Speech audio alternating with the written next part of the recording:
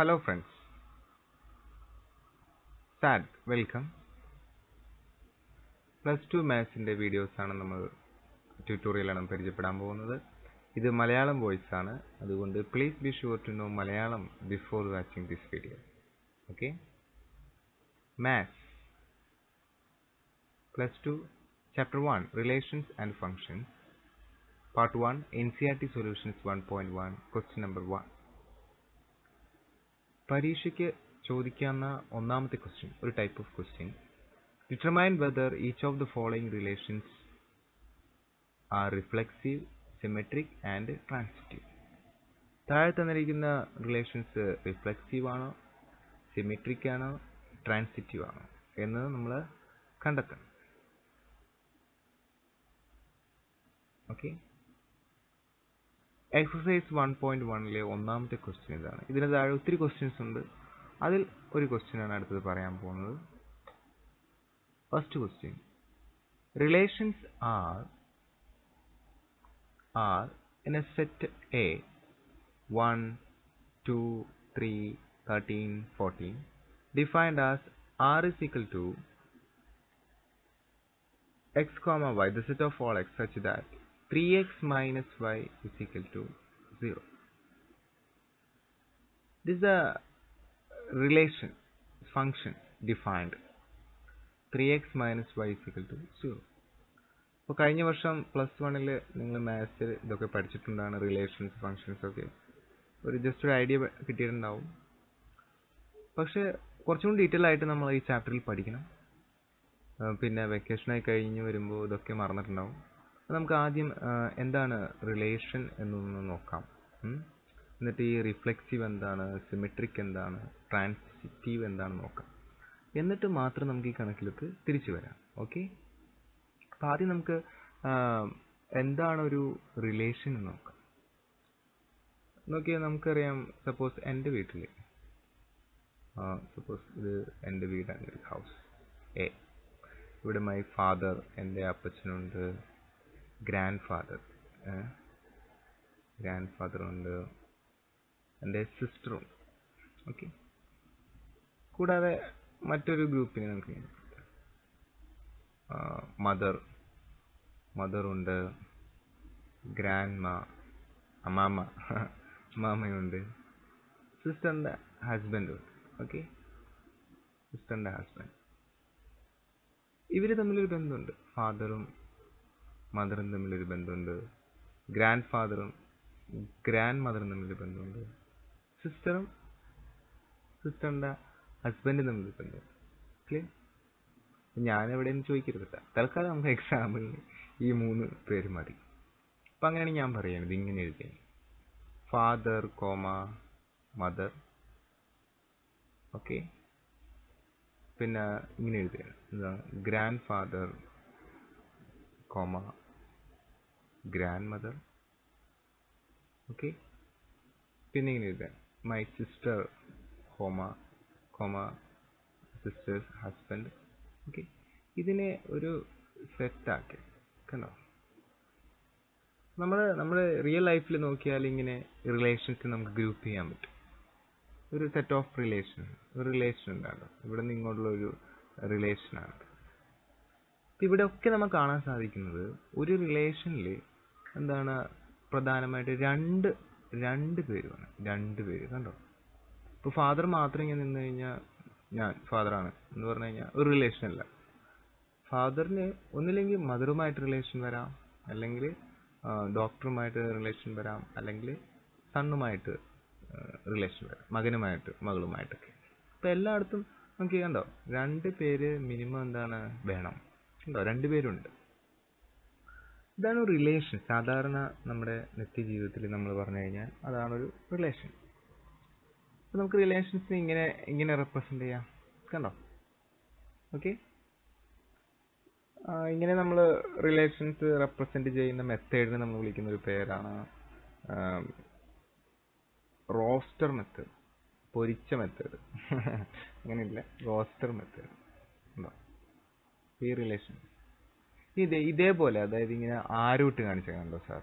ഇതിനെ നമ്മൾ വിളിക്കുന്ന പേരാണ് ആരോ മെത്തേഡ്. ഇതാണ് ആരോ. ഓക്കെ. അപ്പോൾ ഒന്നുകൂടി റിവ്യൂ ചെയ്യാം. എന്നതിൽ എന്താണ് ഫാദർ, ഗ്രാൻഡ് ഫാദർ, സൺ. ബിയിലോ മദർ, ഗ്രാൻഡ് മദർ, സിസ്റ്ററിന്റെ ഹസ്ബൻഡ്. അങ്ങനെ 2 ഗ്രൂപ്പായിട്ട്. ഫാദറും മദറും തമ്മിലൊരു റിലേഷൻ, ഗ്രാൻഡ് ഫാദറും ഗ്രാൻഡ് മദറും തമ്മിലൊരു റിലേഷൻ, സിസ്റ്ററും സിസ്റ്ററിന്റെ ഹസ്ബൻഡും തമ്മിലൊരു റിലേഷൻ. ഞാനിങ്ങനെ ഒരു സെറ്റ് പോലെ ഇങ്ങനെ ഇട്ടിട്ട് ഒരു ബ്രാക്കറ്റിനകത്ത് ഈ റിലേഷൻസ് ജോഡിയാക്കി എഴുതി. Father mother, father comma mother comma grandfather grandmother, sister സിസ്റ്ററിന്റെ ഹസ്ബൻഡ്. ഓക്കെ. ഇങ്ങനെ ഞാൻ ഈ റിലേഷൻ എഴുതുന്നത്, ഈ രീതിയിൽ എഴുതുന്നതിനെ വിളിക്കുന്ന പേരാണ് റോസ്റ്റർ ഫോം. ഇങ്ങനെ ആരോ ഇട്ട് കളിക്കുന്നതാണ് ആരോ ഫോം. മനസ്സിലായോ? ക്ലിയർ? അപ്പോൾ റിലേഷൻ എന്താണെന്ന് നിങ്ങൾക്ക് മനസ്സിലായി അല്ലേ? ഇനി നമുക്ക് വേണമെങ്കിൽ മാത്സിലേക്ക് വരാം. മാത്സിലേക്ക് വരുമ്പോൾ എന്താണ് റിലേഷൻ നോക്കൂ. ഇപ്പോൾ ഇതൊരു സെറ്റാണ്. സെറ്റിൽ 1 2 3 4 4 എലിമെന്റ്സ് ഉണ്ട്. Set A. മറ്റൊരു സെറ്റ് ബി. ഇതിനകത്ത് 1 ഉണ്ട്, 2 3 4 5 ഇത്രയുണ്ട്. ഓക്കെ. ഇപ്പോൾ ഇവിടുത്തെ എൻ്റെ റിലേഷൻ എന്ന് പറഞ്ഞാൽ റിലേഷൻ എയിൽ നിന്ന് ബിയിലേക്കുള്ള relation from A to B. എയിൽ നിന്നും ബിയിലേക്കുള്ള റിലേഷൻ എന്ന് പറയുന്നത് ഇങ്ങനെയാണ്. എങ്ങനെ? സപ്പോസ് എക്സ് സ്ക്വയർ അല്ലെങ്കിൽ എ എന്ന് പറയുന്നത് relation is equal to x square. അങ്ങനെയാണ് അതൊരു റിലേഷൻ. അതിന് റിലേഷനാണ് ഉള്ളതെങ്കിൽ നോക്കൂ. എ ഞാൻ 1 എടുത്താൽ അതിൻ്റെ സ്ക്വയർ എത്രയാണ്? 1 തന്നെ. ക്ലിയർ? എ 2 എടുത്താൽ അതിൻ്റെ സ്ക്വയർ എത്രയാണ്? 4. എ 3 എടുത്താൽ അതിൻ്റെ സ്ക്വയർ ഇവിടെ ഇല്ല. എ 4 എടുത്താൽ അതിൻ്റെ സ്ക്വയർ ഇവിടെ ഇല്ല. അപ്പോൾ എനിക്ക് 2 ജോഡി കിട്ടും. 1 1 പിന്നെ എത്രയാണ്? 2 4. കണ്ടോ? ഇങ്ങനെ മാത്സിൽ നമുക്ക് എന്ത് പറയാൻ പറ്റും? റിലേഷൻസ് പറയാൻ പറ്റും. ക്ലിയർ? ഇനി നമുക്ക് മറ്റൊരു എക്സാമ്പിൾ എടുത്തിട്ട് വളരെ സിമ്പിൾ ഒരു എക്സാമ്പിൾ എടുക്കാം. അതിനു മുമ്പ് നമുക്ക് ജസ്റ്റ് ഒരു ഫംഗ്ഷൻ എന്താണെന്ന് നോക്കിയിട്ട് ഈ റിലേഷനിലേക്ക് വരാം. അപ്പോൾ കുറച്ചും കൂടി എളുപ്പമാണ്. ഫംഗ്ഷൻ എന്താണ് നോക്കും. ഇതൊരു പൊടിപ്പിക്കണമില്ല എന്ന് വരും. നമ്മളിവിടത്തേക്ക് എന്താണ് ഗോതമ്പ് ഇട്ട് കഴിഞ്ഞാൽ നമുക്ക് ഇവിടെ നിന്ന് കിട്ടും? ഗോതമ്പിൻ്റെ പൊടി കിട്ടും. അപ്പോൾ ഒരു ഇൻപുട്ട് ഇവിടെയുണ്ട്, ഇവിടെ എന്തുണ്ട്? ഒരു ഔട്ട്പുട്ട് ഉണ്ട്. ഓക്കെ. നമ്മൾ ഇനി ഇടുന്നത് അരിയാണെങ്കിലോ അരിയുടെ പൊടി കിട്ടും. ശരിയല്ലേ?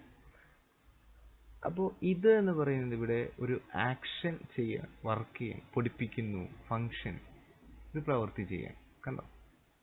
ക്ലിയർ?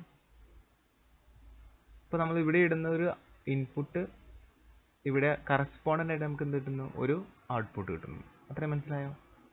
ഇതേപോലെ നിങ്ങളുടെ ജീവിതത്തിൽ, നിങ്ങളുടെ ലൈഫിലെ സിറ്റുവേഷനിൽ നമുക്ക് നോക്കാം.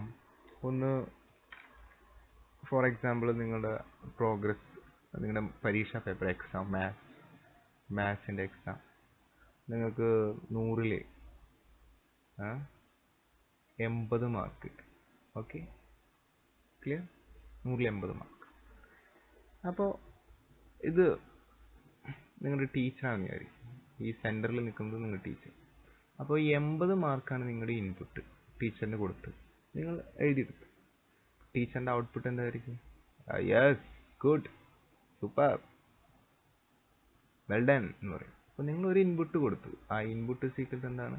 80 മാർക്ക്. ഔട്ട്പുട്ടോ ഗുഡ്, കുഴപ്പമില്ല, 80 mark. Suppose your input is 15.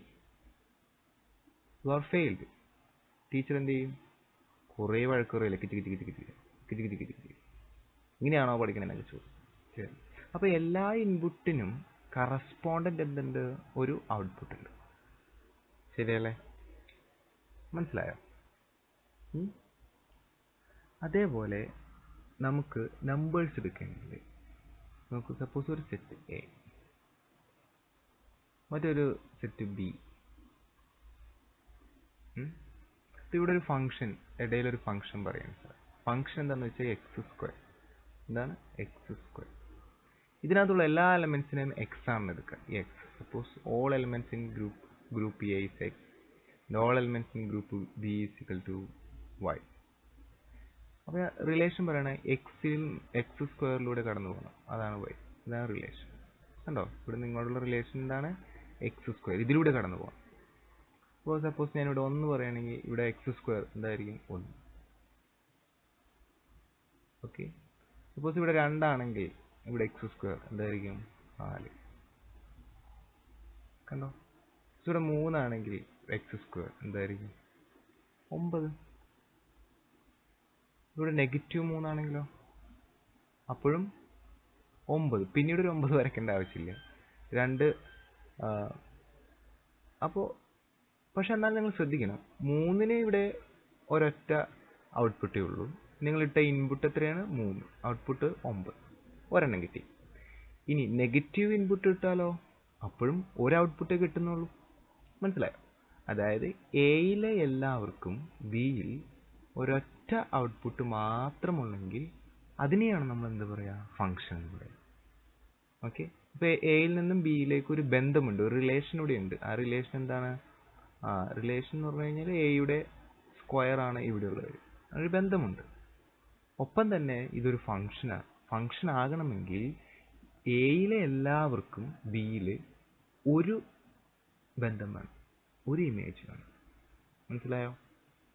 Suppose ഇങ്ങനെയാണ് വിചാരിക്കുക. അതായത് 1 2 3 4 5 ദിസ് ഈസ് എ. ബി 2 4 6 8 11. അപ്പോൾ ഇവിടെ 1 2-ലേക്ക് ഒരു റിലേഷൻ ഉണ്ട്, 2 4-ലേക്ക് ഒരു റിലേഷൻ ഉണ്ട്, 3 6-ലേക്ക് ഒരു റിലേഷൻ ഉണ്ട്, 4 8-ലേക്ക് ഒരു റിലേഷൻ ഉണ്ട്, 5-ന് റിലേഷൻ ഇല്ല. ഇങ്ങനെ വരാൻ പാടില്ല. ഇങ്ങനെ വന്നാൽ it is not a function. അതൊരു ഫംഗ്ഷൻ അല്ല. അതായത് ഇവിടെ ഉള്ളവർക്ക് എന്ത് ചെയ്യണം? ഇവിടെ ഒരു റിലേഷനെങ്കിലും വേണം.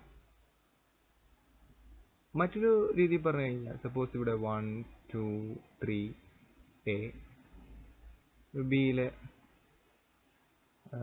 1 2 3. ഒന്നിന് ഇങ്ങോട്ട് ഒരു റിലേഷൻ ഉണ്ട്, ഒന്നിന് ഇങ്ങോട്ട് റിലേഷൻ ഉണ്ട്. ഇതും ഒരു ഫംഗ്ഷൻ അല്ല. കാരണം ഒന്നിന് ഇവിടെ 2 image. It is not possible. നമ്മൾ ഒരു ഇൻപുട്ട് ഇട്ട് കഴിഞ്ഞാൽ കറസ്പോണ്ടന്റ് ഒരു ഔട്ട്പുട്ടേ ലഭിക്കാവും. അങ്ങനെയുള്ളതാണ് എന്ത്? ഫംഗ്ഷൻസ്. മനസ്സിലായോ? ഇനി റിലേഷൻഷിപ്പാണ് നമ്മളുടെ ടോപ്പിക്ക്. റിലേഷനാണ് അല്ലേ? റിലേഷൻ നമുക്കൊരു ഫംഗ്ഷൻ രൂപത്തിൽ എഴുതാം. ആ എഴുതുന്ന രൂപത്തിന് നമ്മൾ വിളിക്കുന്ന പേരാണ് സെറ്റ് ബിൽഡർ ഫോം. ഇതെന്ത് ഫോമാണ്? Set builder form. ഓക്കെ. അപ്പോൾ സെറ്റ് ബിൽഡർ ഫോമിൽ എന്താ പ്രത്യേകത? 2 പേരുണ്ടാവും, എക്സും വൈ. നേരെ നമ്മൾ ഫാദർ മദർ പറഞ്ഞതുപോലെ എയിൽ നിന്നും എടുത്ത എക്സും അതുപോലെ ബിയിൽ നിന്നെടുത്ത വൈയും ഉണ്ടാവും. അപ്പോൾ എക്സും വൈയും തമ്മിലുള്ള ജോഡിയാണ് എക്സ് വൈ. കണ്ടോ? അതിവിടെയുണ്ട്. എന്നിട്ട് ഈ റിലേഷൻ എങ്ങനെയാണെന്നാണ് ഇവിടെ ഡിഫൈൻ ചെയ്തിരിക്കുന്നത്. ഓക്കെ. ഇവിടെ ഡിഫൈൻ ചെയ്തിരിക്കുന്നത് റിലേഷൻ എങ്ങനെയാണ് നോക്കൂ. ഈ റിലേഷൻ്റെ ഇക്വേഷൻ 3x - y = 0. ഇതാണെന്നാണ് ഇവിടെ പറഞ്ഞേക്കുന്നത് റിലേഷൻ. കണ്ടോ? റിലേഷൻ.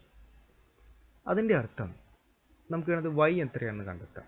ഫോർ എക്സാമ്പിൾ നമ്മുടെ എക്സാമ്പിളിൽ എ എന്ന് പറഞ്ഞ സെറ്റ് എത്രയാണ്?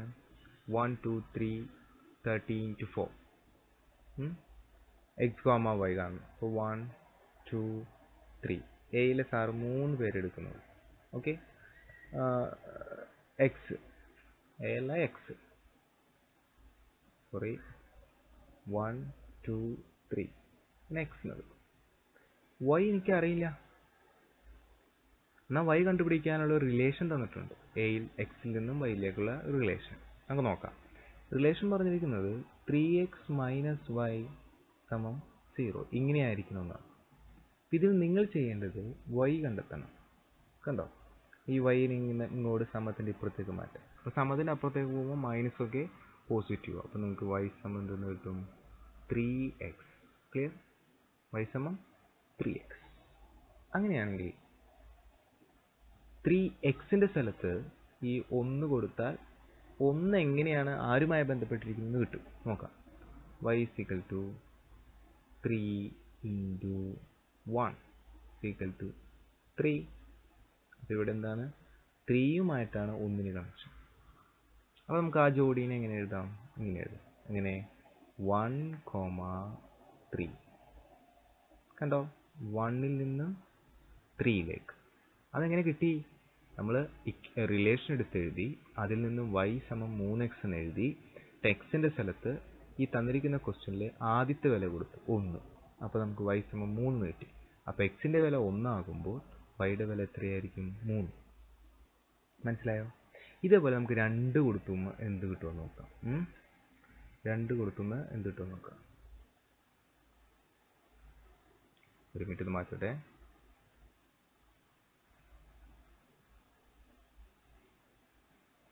അപ്പോൾ 2 കൊടുക്കും. അപ്പോൾ 2 കൊടുക്കുമ്പോൾ y സമം എന്താണ് നമ്മുടെ ഇക്വേഷൻ? y സമം 3x അല്ലേ? y സമം 3 into 2. It is y സമം 6. അപ്പോൾ നമുക്ക് എക്സിന് 2 എന്ന് കൊടുത്തപ്പോൾ 2. അപ്പോൾ x is equal to 2, y is equal to 6. 2, 6. Similarly നിങ്ങൾ എക്സിന് 3 എന്ന് കൊടുക്കുക. അപ്പോൾ 3 കൊടുക്കുമ്പോൾ നിങ്ങൾക്ക് y സമം 3 into 3, 9 എക്സിറ്റ്. ഇങ്ങനെ കിട്ടും. ക്ലിയർ? മനസ്സിലായോ? ഇങ്ങനെ നമ്മൾ ഓർഡർ പെയർ ആയിട്ട് എഴുതാം. തന്നിരിക്കുന്ന ക്വസ്റ്റ്യൻ്റെ ആൻസേഴ്സിനെ അങ്ങനെ എഴുതാം. ക്ലിയർ? അപ്പോൾ അങ്ങനെ സാർ എഴുതുകയാണെന്ന് വിചാരിക്കും. അങ്ങനെ എഴുതുകയാണെങ്കിൽ അങ്ങനെ കിട്ടുന്ന ആ ഒരു സെറ്റ് എവിടെ നിന്ന് സ്റ്റാർട്ട് ചെയ്യുന്നു? 1 സ്റ്റാർട്ട് ചെയ്യുന്നു. അപ്പോൾ 3 കിട്ടി. പിന്നെ 2 സ്റ്റാർട്ട് ചെയ്തു. അപ്പോൾ 6 കിട്ടി. സിമിലാർലി 3 കൊടുത്തപ്പോൾ 9 കിട്ടി. അങ്ങനെ അങ്ങനെ അങ്ങനെ അങ്ങനെ അങ്ങനെ അങ്ങനെ അങ്ങനെ പോയി അവസാനം 14 നിങ്ങൾ കൊടുക്കുക, എന്ന് കണ്ടുപിടിക്കുക. എന്നിട്ട് അവിടെ വരെ അവസാനിപ്പിക്കും. കണ്ടോ? ഈ ഒരു സെറ്റിനെ നോക്കിയിട്ട്, ഈ കിട്ടുന്ന റിസൾട്ടിനെ നോക്കിയിട്ട് നിങ്ങൾ പറയണം ഈ റിലേഷൻസ് റിഫ്ലെക്സീവ് ആണോ, സിമെട്രിക് ആണോ, ട്രാൻസിറ്റീവ് ആണോ. അപ്പോൾ വീണ്ടും നമ്മൾ എന്തൊക്കെ അറിയണം? എന്താണ് റിഫ്ലെക്സീവ്, എന്താണ് സിമെട്രിക്, എന്താണ് ട്രാൻസിറ്റീവ്. ഇപ്പോൾ നമുക്ക് എന്തറിയാം? തന്നിരിക്കുന്ന സെറ്റിൽ നിന്നും ഈ പറയുന്ന രീതിയിൽ ഓർഡേർഡ് പെയർ ഉണ്ടാക്കാൻ നമ്മൾ പഠിച്ചു. ഇനി എന്താണ് റിഫ്ലെക്സീവ്, എന്താണ് സിമെട്രിക്, എന്താണ് ട്രാൻസിറ്റീവ്, അതും കൂടി മനസ്സിലായാൽ നമുക്ക് ഇതിൻ്റെ ആൻസറിലേക്ക് പോകാം.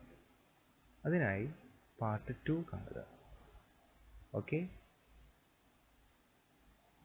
Please visit part 2.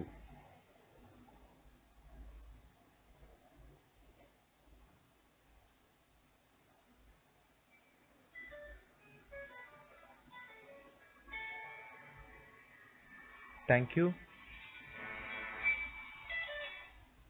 Please subscribe our YouTube channel, saintaugustinetuition.blogspot.in. Thank you for watching this video. Please visit part 2.